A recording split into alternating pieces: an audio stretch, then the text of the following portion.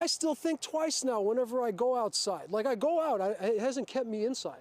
But I do think about what the cops are doing. Jovian Radeshwar was heading out to meet a friend for coffee 2 weeks ago. He just left his building when he was stopped by 2 police officers. They asked if his name was Abdul and wanted to see his ID. When I protested and said, no, I'm not Abdul, they said, one of them said, come on, you look exactly like him. He contacted the new Westminster Police Department to express his concerns with being stopped. Police say they were looking for a suspect in this neighborhood accused of serious offenses, including uttering death threats and criminal harassment. Radeshwar says a staff sergeant told him officers did have a description of the suspect, but no photo.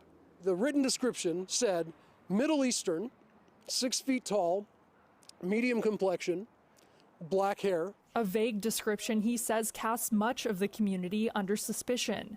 In New West, where I live, you have a very diverse population.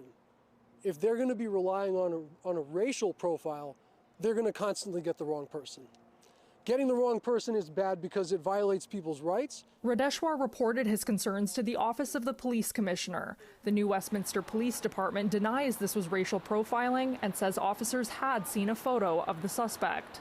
We weren't just arbitrarily street checking somebody. We weren't demanding identity from somebody. This was as part of an investigation for a fairly serious offense.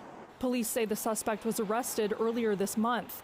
The British Columbia Civil Liberties Association says anyone stopped by police should ask whether they're being detained or arrested. So if you're not under detention and you're not being arrested, you're absolutely free to walk away. You don't have to answer any questions. But it's up to the individual to know their rights. And that places a disproportionate burden on those who are marginalized, so particularly racialized communities, low-income communities, for whom the ability to walk away is not realistic, who are already over-policed and criminalized. Radeshwar worries the situation could have been dangerous for anyone who doesn't know they can walk away. Andrea Ross, CBC News, New Westminster.